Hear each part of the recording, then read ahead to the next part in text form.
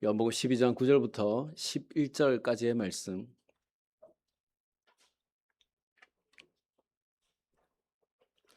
우리 짧은 말씀이니 같이 보겠습니다. 9절부터 11절까지 함께 우리 봉독하겠습니다. 유대인의 큰 무리가 예수께서 여기 계신 줄 알고 오니 이는 예수만 보기 위함이 아니요 죽은 자 가운데서 살리신 나사로도 보려 함이로라. 대제사장들이 나사로까지 죽이려고 모의하니 나사로 때문에 많은 유대인이 가서 예수를 믿음이로라. 아멘. 할렐루야. 오늘도 잘 오셨습니다. 앞뒤 좌우에 계신 분들께 이렇게 인사하죠. 오늘도 참 잘 오셨습니다. 은혜 많이 받으세요.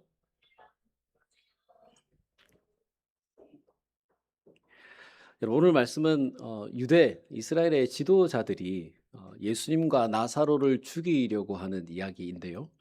먼저 배경 설명을 좀 드려보겠습니다. 여러분, 오늘 말씀을 잘 이해하려면 두 가지 배경을 좀 아셔야 되는데 제가 간략하게 설명을 드려보지요.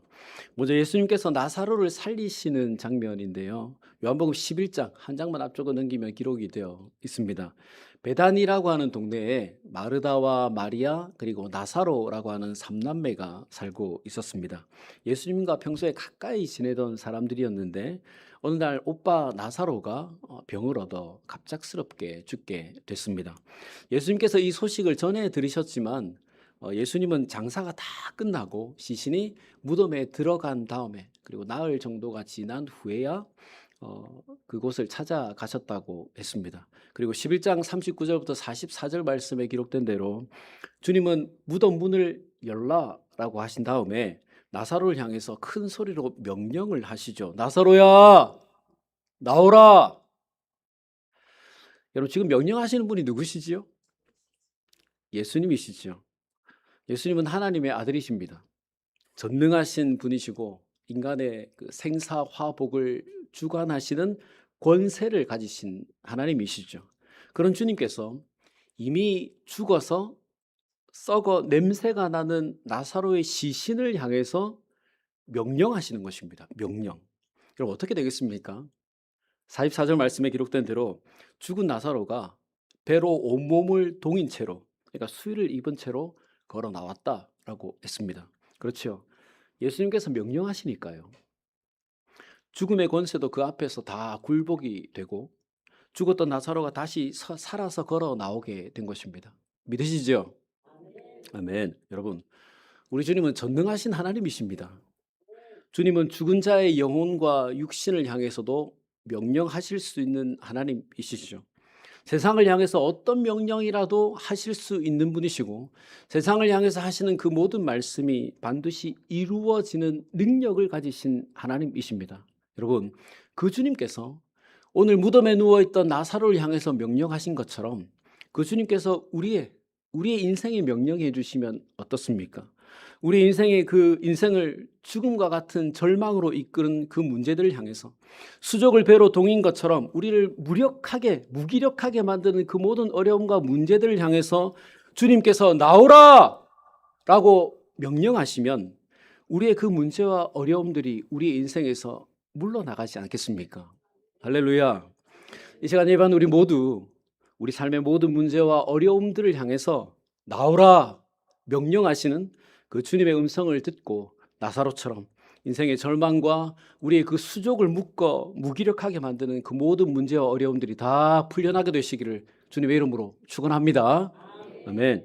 이것이 첫 번째 배경이고 두 번째 배경은 11장 47절부터 48절 말씀에 기록되어 있는데 이 모습, 그러니까 주님께서 나사로를 살리시는 이 모습을 본 이스라엘의 지도자들, 대제사장들과 바리새인 이 사람들은 이 장면이 그러니까 나사로를 살리시는 이 장면이 자신들과 이스라엘을 위험에 빠뜨린다고 생각한 것입니다. 여러분, 왜 그러냐면 죽은 나사로를 살리시는 예수님을 본 백성들이 예수님을 메시아로 생각하기 시작했기 때문에 그렇습니다. 여러분, 이스라엘 유대인들에게는 메시아를 기다리는 메시아 대망 사상이 있었습니다. 하나님께서 이스라엘 백성들을 로마의 지배로부터 해방시키시기 위해서 강력한 메시아를 보내주신다라고 생각하고 그 메시아를 기다리면서 살아가는 것이죠. 근데 그 메시아가 자신이 메시아임을 이 땅에 어떻게 드러내는가? 메시아로서 어떤 기적을 행하느냐 하면 그것이 이사야 35장 말씀에 기록되어 있는데 맹인의 눈을 뜨게 만든다 그랬습니다. 그리고 못 걷는 자를 걷게 만든다고 했습니다.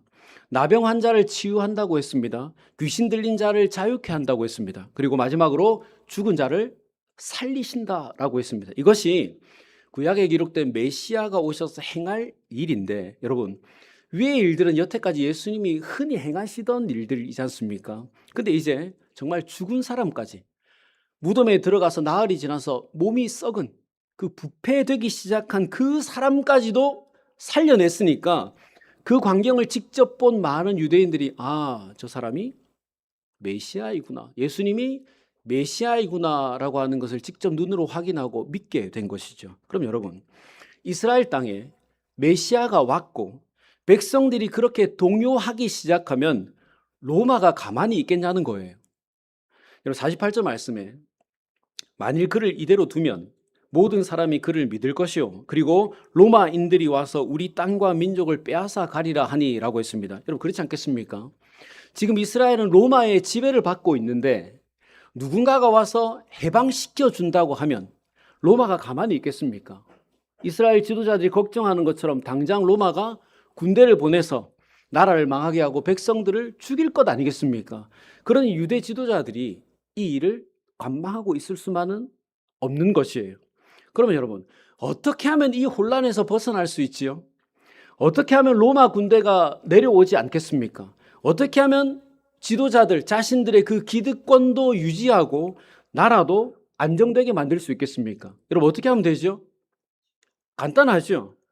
백성들이 메시아라고 생각하고 있는 예수님이 메시아가 아니라 흉악한 죄인이다라고 알아듣도록 만들고 그 예수님을 죽이면 될 것 아니겠습니까? 그래서 11장 53절 말씀에 기록된 대로 이날부터 그러니까 예수님이 나사로를 살리신 사건 그 다음부터 예수님을 죽이려고 한 것이에요. 이것이 오늘 말씀의 배경인데요. 이제 백성들의 입장에서 한번 생각해 보겠습니다. 여러분 위에서 설명드린 대로 예수님은 죽어서 썩은 냄새가 나는 나사로에게 말씀하셨고 죽은 나사로가 무덤에서 걸어 나왔습니다. 그리고 이 장면을 본 수많은 유대인들이 예수님을 믿었다고 했습니다. 여러분 그렇지 않겠습니까? 지금도 그렇지만요. 의술이나 민간요법으로 어떤 병이 낫기도 하고 때로는 낫지 못한다, 불치병이 치료되는 일도 종종 일어나지 않습니까? 그런데 죽은 사람이 살아나는 일요? 그것도 무덤에 들어가서 썩은 냄새가 나는데 그런 사람이 다시 살아나오는 일 여러분 본 적 있습니까? 들은 적이라도 있습니까? 없죠. 근데 그런 일을 직접 내 눈앞에서 보았으니까 그 모습을 본 수많은 사람들이 예수님을 믿게 된 것이죠. 아니 사실은 믿을 수밖에 없는 것이죠. 확실한 증거가 나타났으니까. 그 여러분 그런 일이 일어나면 금방 소문이 날 것 아니겠습니까? 아니 꼭 그 정도가 아니라고 하더라도요. 여러분 만약에 여러분 제가 예를 들어 볼 텐데 마음을 좀 느긋하게 가지고 예를 들어 보십시오. 여러분 만약에 우리가 오늘 예배를 드리다가 이 시간에 예배를 드리다가 우리 권사님들 얼굴에 주름이 다 펴졌습니다. 기미가 다 사라졌어요. 남자 집사님도 흰머리가 검은 머리로 다 바뀌었습니다. 배가 다 들어갔습니다. 할렐루야. 그럼 여러분 난리 나지 않을까요? 우리가 서로 먼저 얼굴을 보고 권사님 이랬어? 난리가 나죠. 그리고 금방 홍천에 소문나지 않겠습니까? 유튜브 보고 젊어지는 교회, 주름이 펴지는 교회, 머리가 바뀌는 교회 이런 교회라고 소문나서 여기저기서 막 몰려오지 않겠습니까? 예배드리다가 그렇게 되면 좋겠죠 여러분. 아멘. 예배드리시다가 얼굴에 주름도 펴지고 기미도 없어지고 흰머리도 검정머리로 좀 바뀌고 배도 좀 들어가는 그런 은혜도 누리게 되시기를 축복합니다. 여러분 오늘 유대의 땅이 그렇게 됐다는 거예요.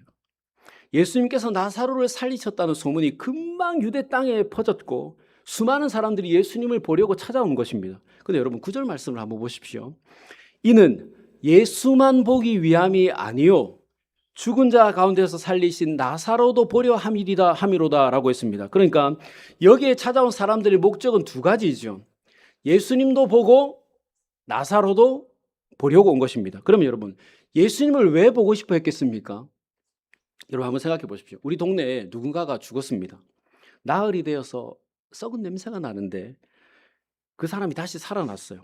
우연히 어쩌다가 살아난 것이 아닙니다. 완전히 죽었었는데 어떤 사람이 그 무덤 앞에 서서 누구야 나와라 라고 외쳤는데 그 죽었던 사람이 걸어 나온 거예요.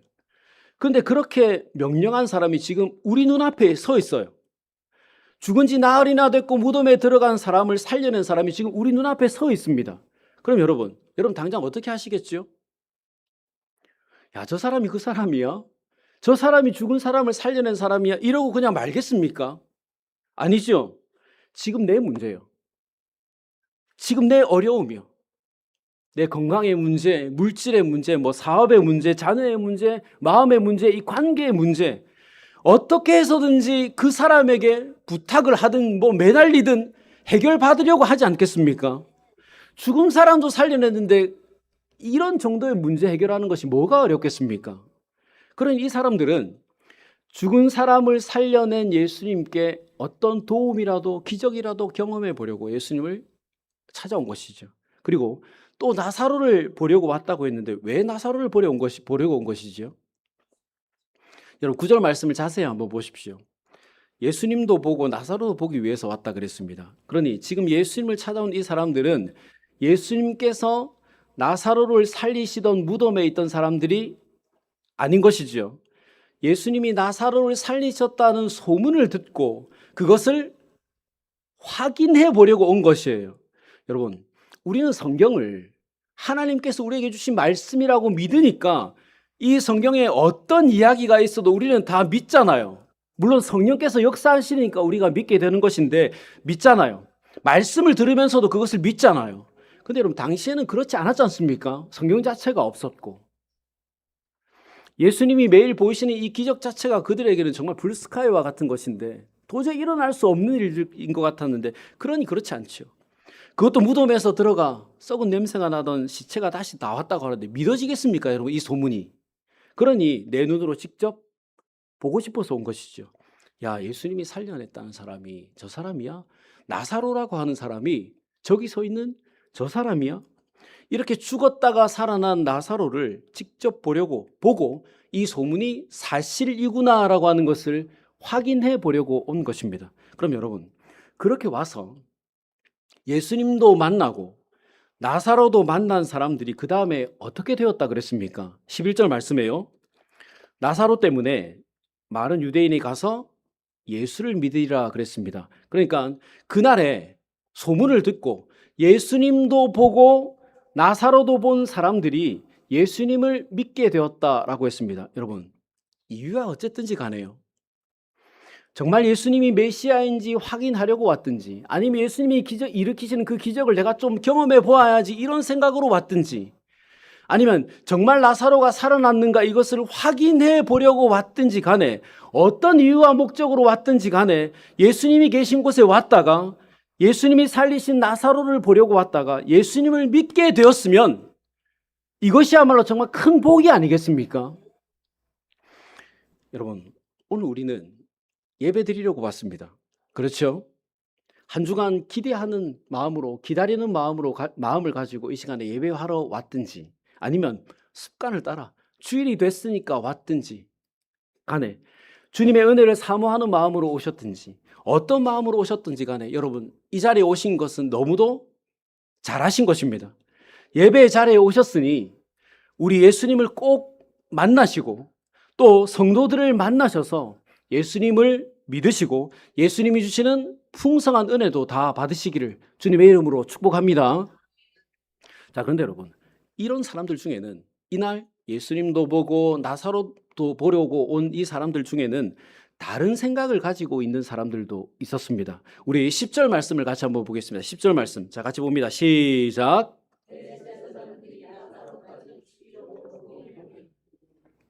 여러분 이 말은 대제사장들만 예수님과 나사로를 죽이려고 했다는 말이 아니라 53절 말씀처럼 처음에는 정치인들만 예수님을 죽이려고 했는데 상황을 지켜보다가 사람들이 나사로 때문에 예수님을 믿고 나라가 혼란스러워질 것 같으니까 이제 종교 지도자들까지 나서서 나사로도 죽이려 한다는 것입니다. 그러니까 이제 이스라엘의 정치인들과 종교 지도자들 모두가 예수님과 나사로를 죽이려고 한다는 것입니다. 여러분, 배경에서 설명드렸듯이 유대 지도자들의 입장에서 예수님을 죽이려고 하는 것은 좀 이해가 됩니다. 대제사장들과 유대 지도자들이 예수님 때문에 가장 염려하는 것은 예수님이 메시아의 힘이 드러나고 백성들이 예수님을 따르기 시작하면 자신들이 믿고 있는 이 유대교가 붕괴될 수 있고 로마로부터 나라가 망할 수 있기 때문에 그렇습니다. 그리고 이스라엘 백성들이 기다리는 이 메시아는 정치적이고 군사적인 메시아이죠.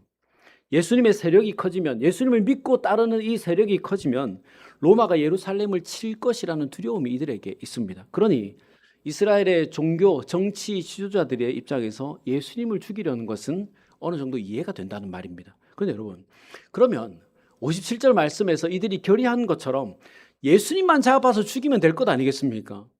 근데 왜 나사로까지 죽이려고 하는 거지요? 예수님은 늘 자신들에게 걸림이 되고 자신들의 입지와 나라에 영향이 있으니까 그렇다고 해도 나사로는 아니잖아요. 여러분, 나사로는 예수님처럼 지도자들을 비판하거나 비난한 적이 없습니다. 나사로는 그저 베다니 시골 동네에 한 청년일 뿐이고 여태까지 병자로 살았습니다. 그리고 정치적으로나 종교적으로나 어떤 세력들을 모으려고 한 적도 없습니다. 예수님과 친분 관계는 있기는 하지만 예수님의 제자도 아니었고 예수님을 따라다니지도 않았습니다. 지도자들이나 유대 사회에 어떤 위험이나 어려움이 되지 않았습니다. 근데 왜 나사로까지 죽이려고 했을까요? 무슨 유익을 얻으려고 나사로까지 죽이려고 했을까요? 여러분, 왜 나사로까지 죽이려고 했을까요? 그것은 나사로가 증거가 되기 때문에 그래요. 증거. 여러분, 구약에 예언된 메시아의 가장 결정적인 표적은 죽은 사람을 살리는 것이라고 했지 않습니까? 근데 예수님이 죽었던 나사로를 살려냈습니다. 그러니 나사로는 지도자들이 대적하고 죽이길 바라는 예수님이 메시아라고 하는 사실에 대한 증거가 되는 것이죠. 증거. 여러분, 이제 예수님은 직접 다니시면서 내가 메시아다, 내가 죽은 나사로를 살려낸 그 메시아다라고 말씀하실 필요가 없습니다. 죽어서 무덤에 들어가는 나사로를 내가 살려냈다라고 사람들에게 말하지 않아도 됩니다. 내가 구약에 예언된 그 메시아다라고 직접 이야기하지 않으셔도 됩니다. 이미 소문을 통해서 수많은 사람들이 예수님을 보면서 죽은 나사로를 생각할 것이고 무덤에 들어가서 걸어 나오는 그 나사로의 그 장면을 생각하게 될 것입니다. 나사로를 보면서 예수님을 생각하게 되는 것이에요. 그러니 이제 나사로도 애써서 다니면서 소리치고 예수님을 전하지 않아도 되는 것이에요. 죽었다가 살아났다는 이 이유 하나만으로도 그 증거가 되는 것입니다. 지금 나사로가 베다니 자신의 집에서 먹고 자고 사는 것만으로도 예수님이 메시아다라고 하는 그 증거가 되는 것이에요. 11절 말씀에 기록된 대로요. 나사로 때문에 많은 유대인이 가서 예수를 믿었다고 했습니다. 여러분 생각해 보십시오. 지금 예수님을 믿었다라고 하는 이 유대인들 앞에서 예수님이 어떤 기적을 행하셨습니까? 내가 나사로를 살린 메시아야.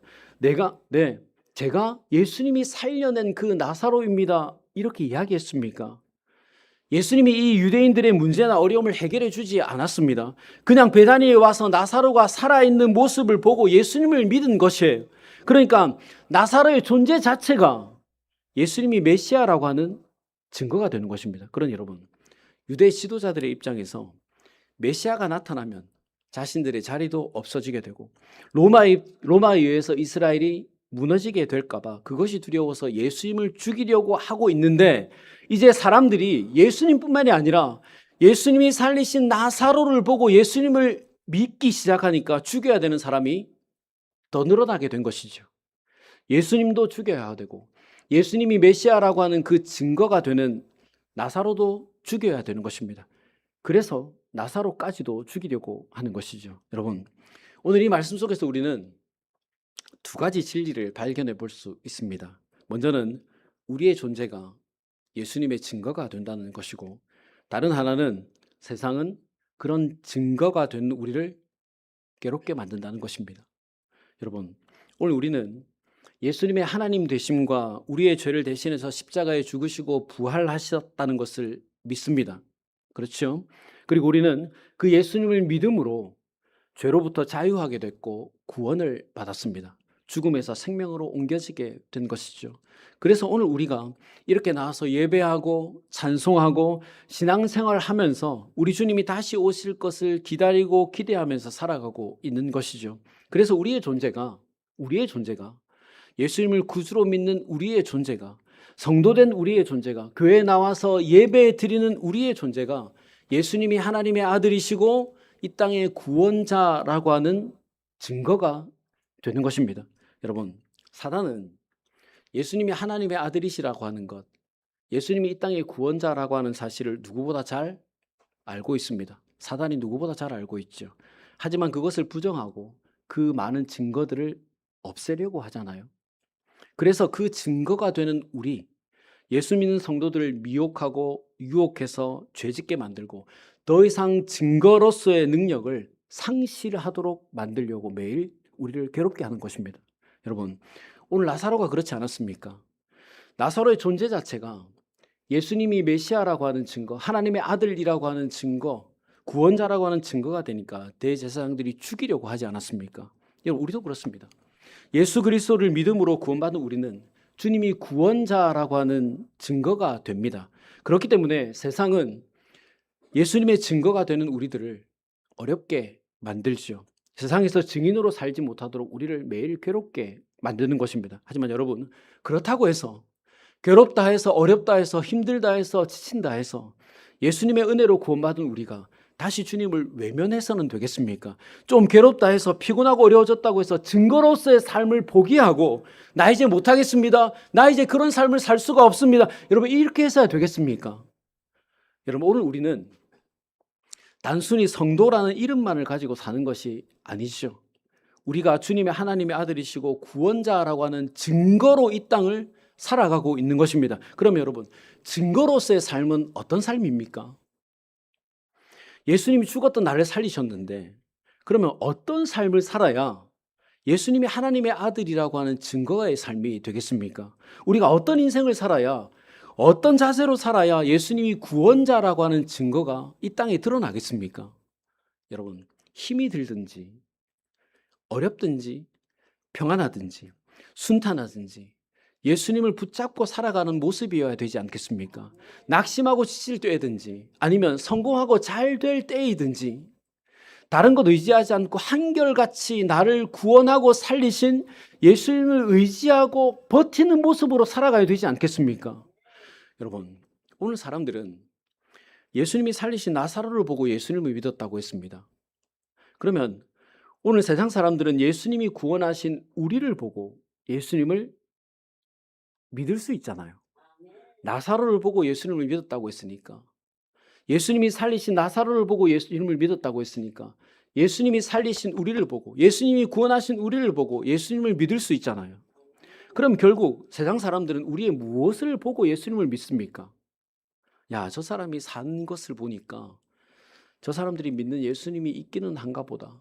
야, 저 사람들이 저렇게 힘든 상황 속에서도 흔들리지 않고 한결같이 믿음을 지키면서 예배하며 기도하며 사는 것을 보니까 저 사람들을 구원했다고 하는 그 예수가 살아있는 것이 틀림이 없구나.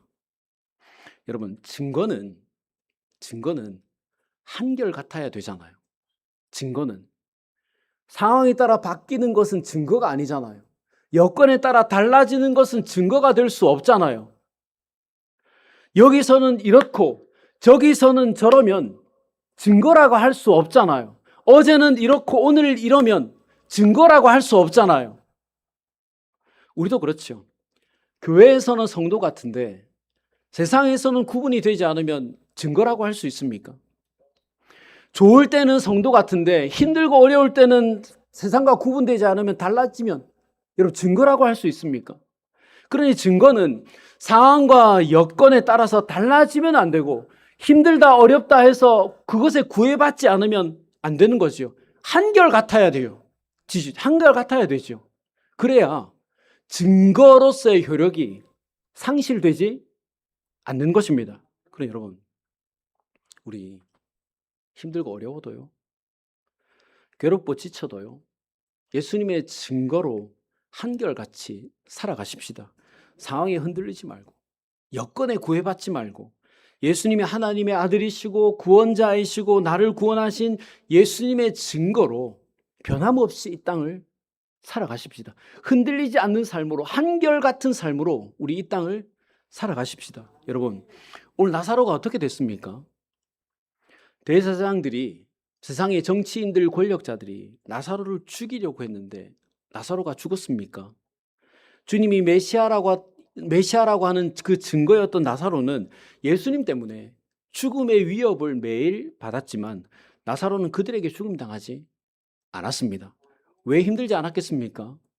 왜 어렵고 괴롭지 않았겠습니까? 권력자들이요, 정치인들이요, 잡아서 죽이려고 하는데 매일 위협받지 않았겠습니까? 여러분, 예수님도 누명 씌워서 십자가에 못 박아 죽이는 사람들인데 시골 사는 그 청년 하나 어떻게 하는 것이 그 사람들에게 무슨 어려움이 되겠습니까?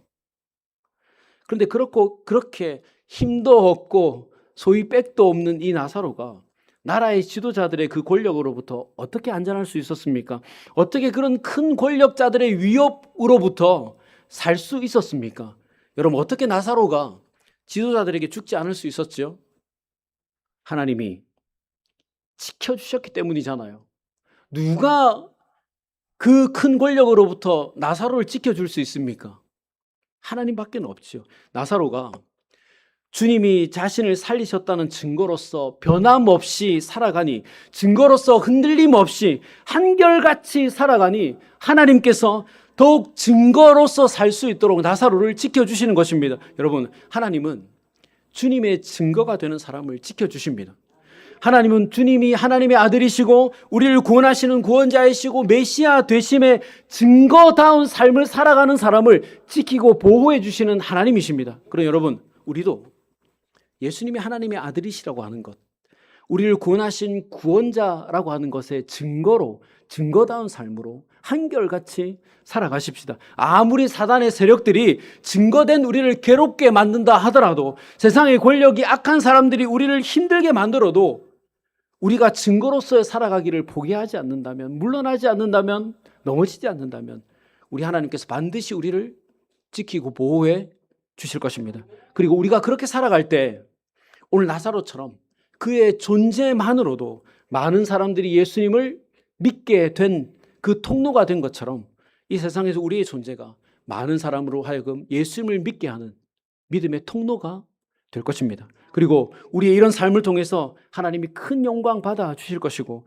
그러니 우리 세상이 우리를 괴롭게 만들어도, 힘들고 어렵게 만들어도, 때로는 외롭게 만들어도 우리 주님의 증거로서의 삶을 한결같이 살아가십시다. 여러분, 우리 하나님은 어떤 하나님이시죠?